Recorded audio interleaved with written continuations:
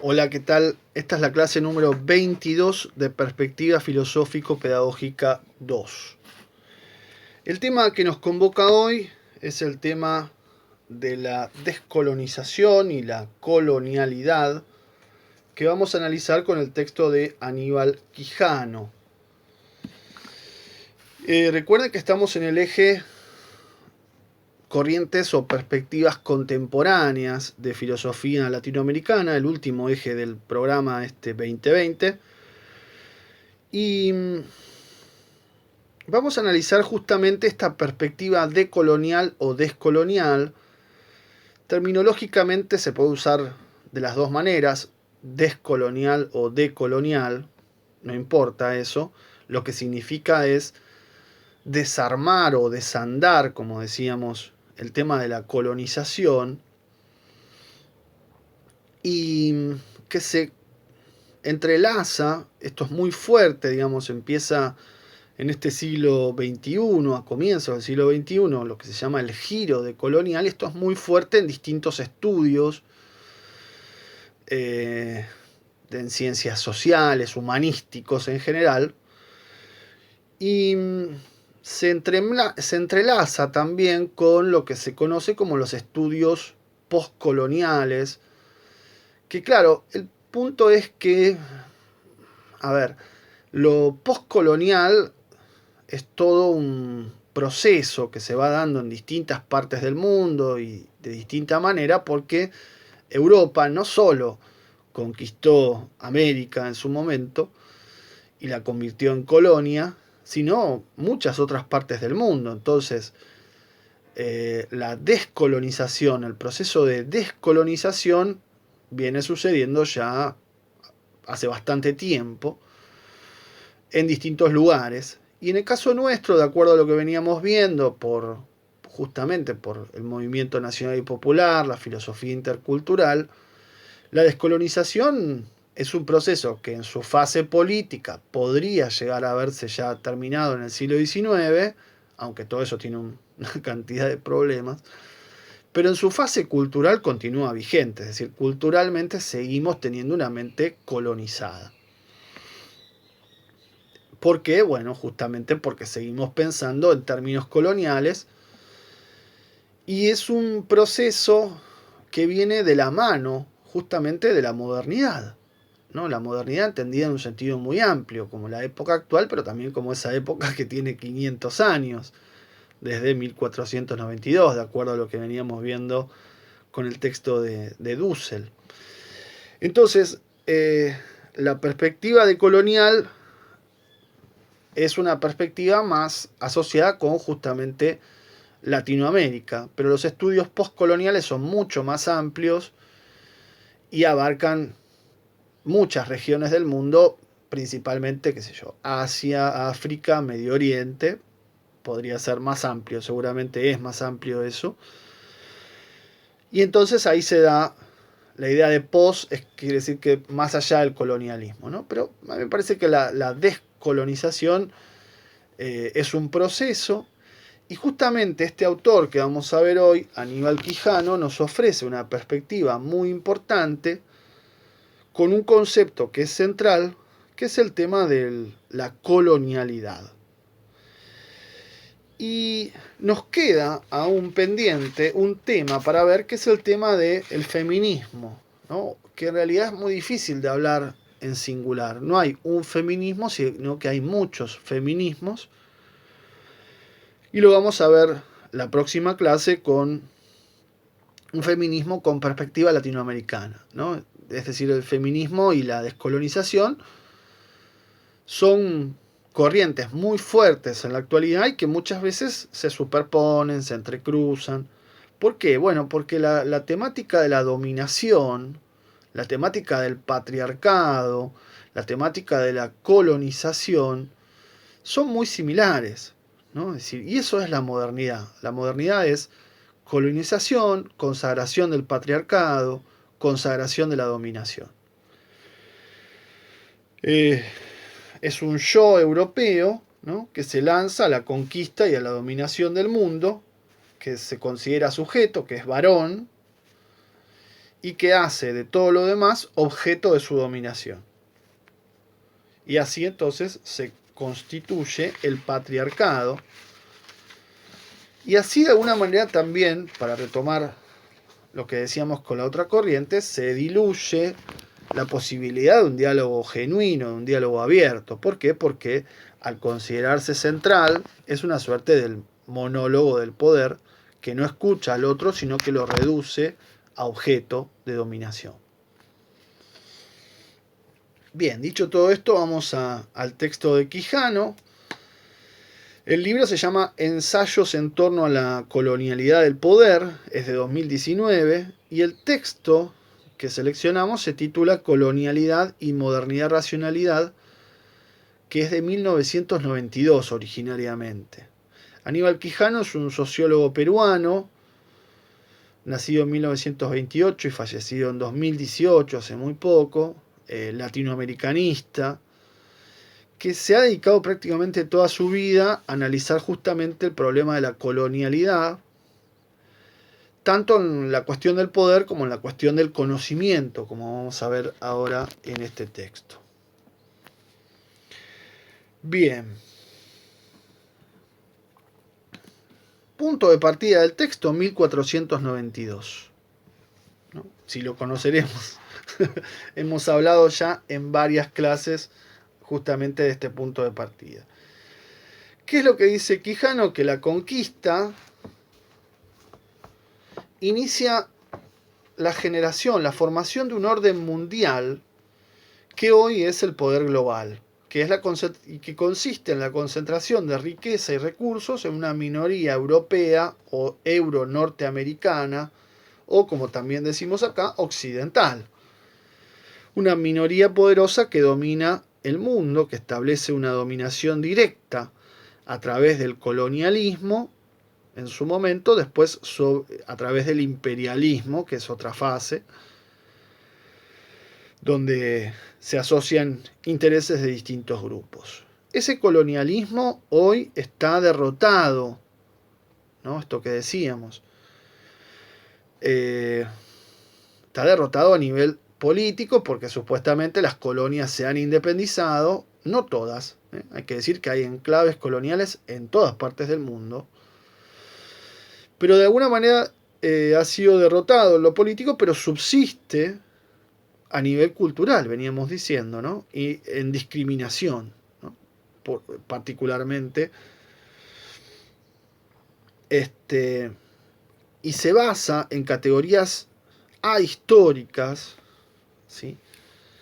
Conceptos ahistóricos, en una estructura que permite justificar el clasismo, categorías universales, ¿no? ¿Qué es el clasismo? Es esto, ¿no? Es la justificación de la dominación de clases. Hay clases poderosas y dominantes y hay clases no poderosas y dominadas. Y eso está bien, ¿no? Lo que dice el clasismo es eso está bien. Tenemos entonces una colonización cultural que varía, dice Quijano, en intensidad y profundidad según cada lugar, según cada región de Latinoamérica. Pero esta colonización cultural implica subordinación, ¿no? O sea, un lugar subordinado, secundario, inferior. Colonización del imaginario, como veníamos señalando también con el texto de Dussel, ¿no? Es decir, el modo de pensar del dominador es reproducido por el modo de pensar del dominado. ¿No? Como alojando al opresor también. Represión de la cultura propia, ¿no? Esta suerte de vergüenza sobre la cultura propia. Y por supuesto, imposición de la cultura de los dominadores. En eso consiste la colonización cultural.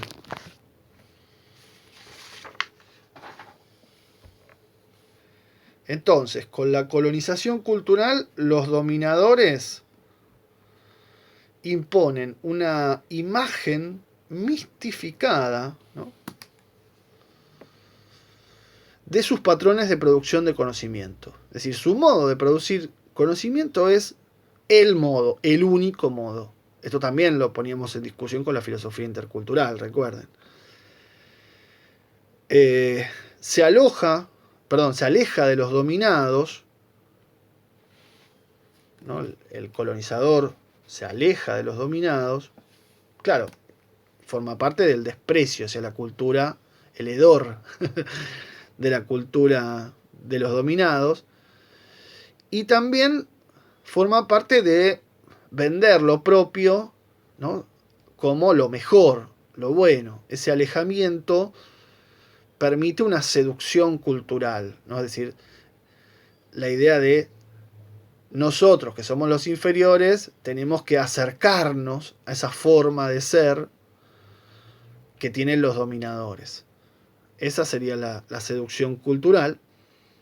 Y hay, por supuesto, una europeización muy fuerte.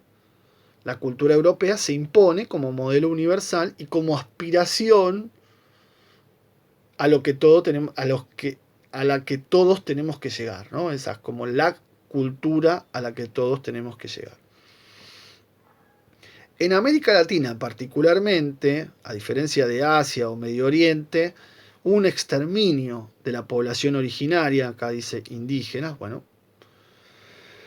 En África hubo una destrucción parcial y en Asia y Medio Oriente no hubo tanta destrucción, según Quijano, desconozco, pero acá sí hubo un exterminio, una catástrofe demográfica, piensen, esto lo venimos diciendo desde el comienzo del programa, ¿no? Es decir, se exterminó millones y millones de personas, se exterminaron.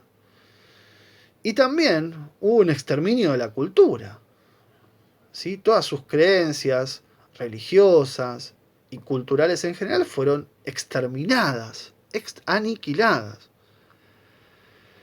Y condenadas, una cultura que quedó condenada a la oralidad y a perderse en esa oralidad, no poder mantenerse, no poder reproducirse.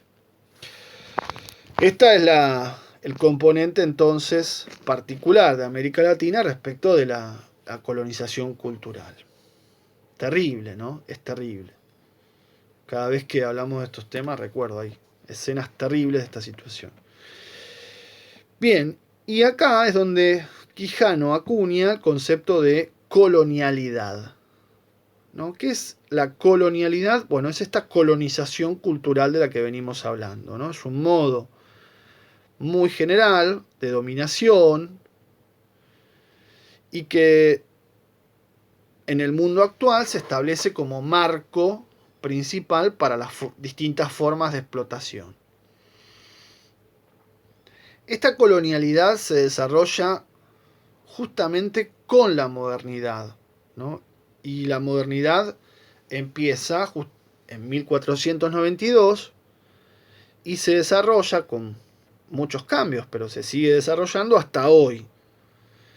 Esta modernidad impone la racionalidad europea, ¿no? La razón europea como la única razón que no dialoga. Se impone como paradigma universal, además del conocimiento. De esto vamos a hablar en breve, porque Quijano habla de este asunto. Y se impone como paradigma de la relación entre Europa y el resto del mundo, ¿no? Es decir, Europa se pone por encima del resto del mundo en un lugar subordinado, y así justificando esa jerarquía, se refuerza la colonialidad. ¿Sí? Es decir, la colonialidad parte de este desarrollo de la modernidad europea, colocándose en el centro y poniendo a todas las demás culturas como derivadas, secundarias, copias insuficientes, etcétera, etcétera. La única cultura verdadera sería entonces la europea. Y claro, este paradigma, este colocarse en el centro como el modelo que todo el mundo tiene que imitar, nos lleva a la cuestión de la producción del conocimiento. El paradigma europeo plantea el conocimiento como una relación sujeto-objeto y define al sujeto como individuo aislado y al objeto como todo aquello que es diferente y externo al sujeto. Y que además ese objeto está constituido por propiedades que lo definen por naturaleza. Por supuesto, este paradigma hace que el otro, como veníamos hablando en estas clases, aparezca como objeto diferente, no sujeto, o sea que no tiene derechos, ni libertades, ni nada que reclamar, y como definido a partir de características naturales que no se pueden modificar. Por supuesto que hoy este paradigma europeo está puesto en crisis, dice Quijano, porque el individuo en realidad nunca está aislado. El objeto tampoco, el objeto siempre está en un campo de relaciones. Y en definitiva, lo que hace esta mirada es exacerbar las diferencias al punto, digamos, de convertir a los nativos, podemos decir, americanos, en objetos, o sea, en cosas, ¿no? Como si fueran objetos de la realidad y no sujetos de derechos, de libertades, etc. Estas críticas entonces tienen que ver con un sujeto individuo que se cree independiente de la intersubjetividad, ¿no? Independiente de la comunidad a la que pertenece, lo cual es insostenible, es absolutamente insostenible. De ninguna manera, no hay sujeto aislado, no existe. No existe. Eso es una ficción del liberalismo ortodoxo, ¿no? De alguien que llega a la isla, pero tampoco está efectivamente aislado. Agarremos una persona y dejémosla sola desde que nace. ¿Qué puede hacer? Nada. Nada. Lo van a salvar los animales, probablemente, si es que hay animales. Entonces, en segundo lugar, el tema del conocimiento. Lo que hace este sujeto moderno es tomar a todo lo que es objeto como su propiedad. Y en realidad la propiedad, también dice acá Quijano, muy acertadamente, la propiedad tiene sentido no si hay un sujeto aislado. Si hay un sujeto aislado no hay problema con la propiedad, porque ¿quién le va a disputar su propiedad si está solo? El problema de la propiedad surge cuando hay una comunidad, cuando hay un marco intersubjetivo. Entonces ahí hay que delimitar qué corresponde a uno, qué corresponde a otro. Si no, no hace falta, no hay problema de propiedad. Y el tercer punto es el problema de la exterioridad, ¿no? Esta idea del sujeto individuo solo es una imagen atomística, ¿no? Es decir, que cada individuo es un átomo independiente de todos los demás y lleva a la ausencia del otro, al individualismo total. No hay otro sujeto más allá del sujeto europeo. Entonces, lleva justamente recuerden que en Dussel la exterioridad es la categoría clave, ¿no? Lleva a no ver al otro como sujeto. Entonces, Occidente, Europa, plantea que las diferencias con otras culturas son desigualdades por naturaleza. Son desigualdades que no se pueden subsanar de ninguna manera, ¿no? Que están en jerarquías completamente diferentes. Las otras culturas son inferiores. Y entonces, si son inferiores y no pueden hacer nada por ponerse, no hay ningún aspecto que las ponga al mismo nivel, son dominables y está bien que las dominemos. Sería para completar el razonamiento. Es decir, de esta manera se justifica claramente la colonialidad entre Europa y el resto del mundo. Es decir, se justifica que Europa haga de todo el mundo un objeto de apropiación. Bien, entramos ahora en la cuestión de la totalidad en el conocimiento. Si el paradigma del conocimiento europeo plantea un individuo aislado, un sujeto aislado, un átomo, que solo ve objetos de los cuales se puede apropiar, que no ve sujetos, la idea de totalidad sobre la realidad social, recuerden que Quijano es un sociólogo, nos ofrece una imagen organicista. Organicista quiere decir que en realidad los elementos de un todo están vinculados unos con otros y vinculados tan fuertemente que no se pueden separar, que no se pueden desgarrar, ¿no? No se pueden ver como independientes. El caso es un cuerpo. Un cuerpo es una articulación orgánica, ¿no? Entonces el brazo es una parte, y el tejido es una parte, y los órganos son otra parte. Y no se pueden sacar, porque si se saca se pierde la vitalidad. Por eso dice, esta imagen organicista permite ver a la sociedad con una lógica común, que conecta las relaciones, ¿no? que establece una suerte de totalidad cerrada. Pero también es cierto que la imagen organicista plantea una jerarquía entre órganos, por ejemplo, el cerebro que manda a las otras partes del cuerpo. La cuestión es si el organicismo podría implicar, como veníamos viendo en el otro paradigma, una suerte de clasismo. Bueno, en el caso de Quijano, el punto es que el organicismo, esta mirada sobre la sociedad como una totalidad orgánica, como un cuerpo donde cada parte es vital, si bien es compatible con el paradigma sujeto-objeto, lo destacable es que contribuye a debatir la cuestión del poder. Claro, porque al ver todo conectado permite justamente establecer la discusión, dónde está el poder y cómo funciona. El punto es que los colonizados no forman parte de la totalidad orgánica. O sea, la totalidad orgánica solo vale para los países de centro, para los poderosos.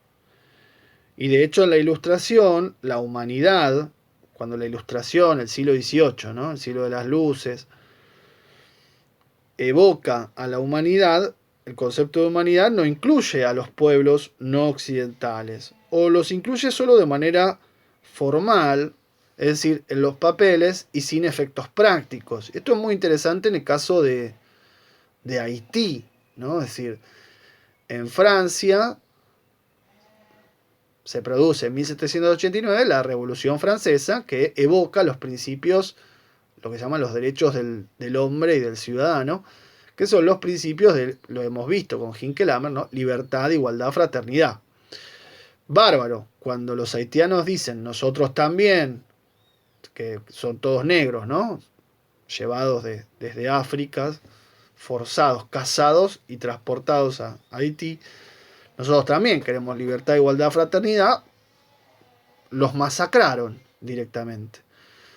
Es decir, ojo, sí, libertad, igualdad, fraternidad para nosotros, varones, europeos, blancos, etc. El resto no.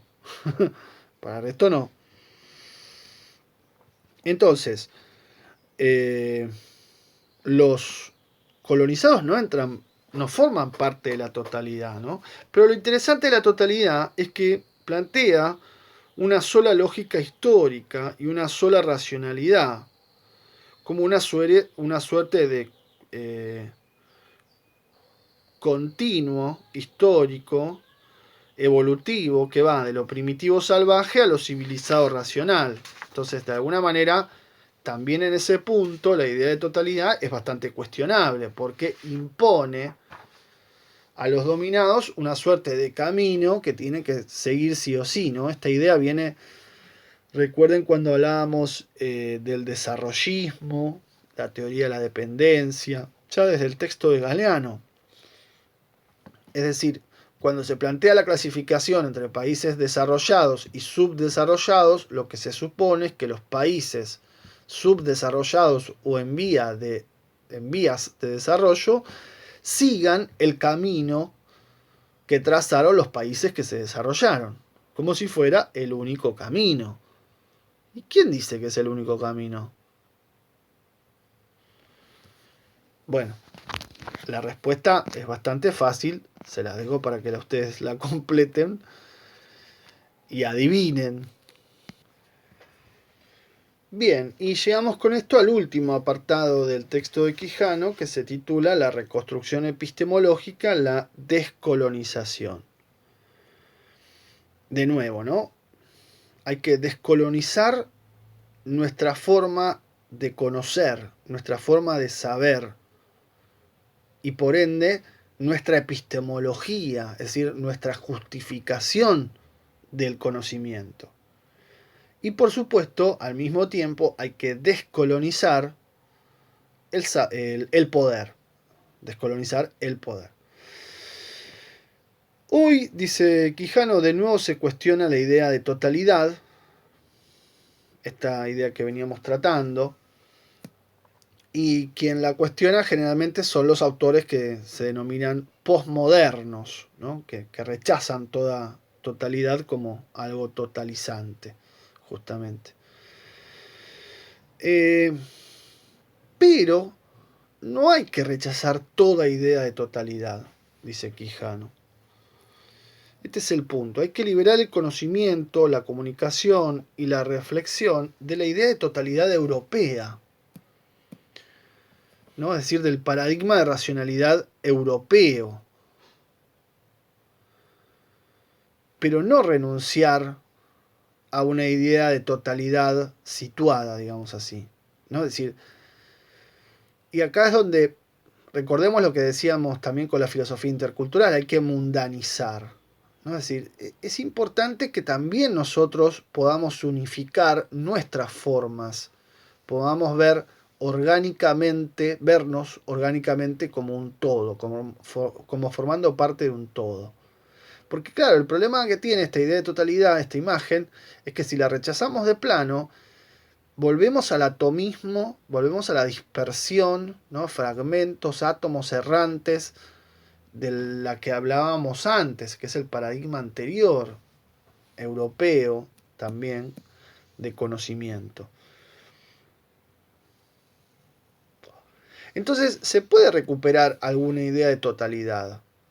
Y yo personalmente creo que es importante que recuperemos instancias de unificación, instancias de revinculación, de reorganización.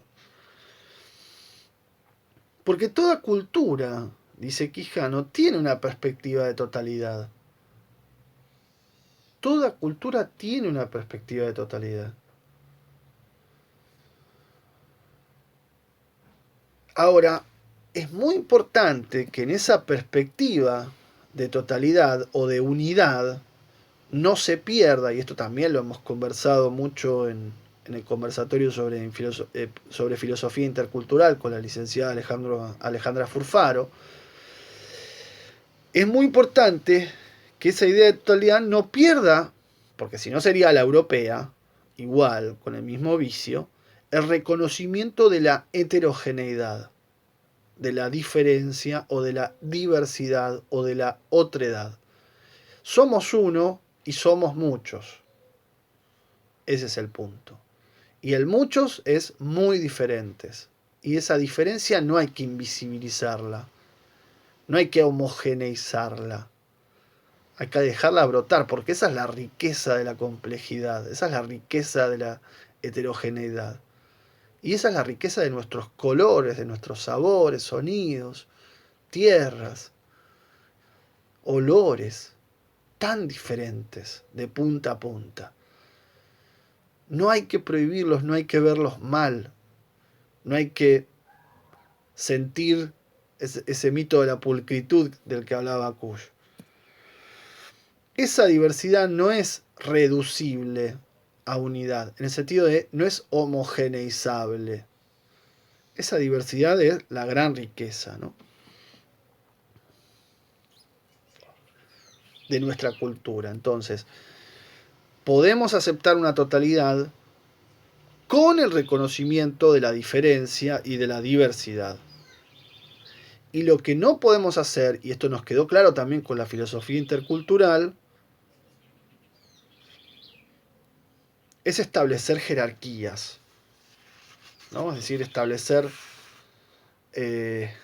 uno superior o inferior, uno desigualdades que no se puedan... No. La diferencia es diferencia, pero eso no implica que una cosa es mejor que otra.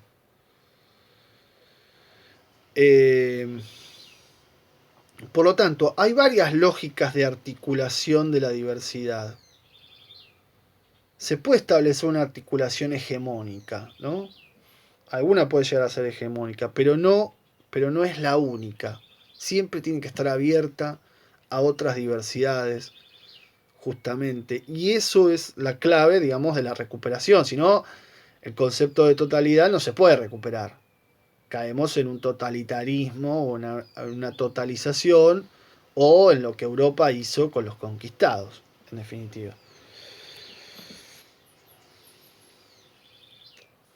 Entonces, en conclusión, ¿no? La crítica al paradigma europeo de racionalidad es indispensable, dice Quijano, es urgente. ¿Sí?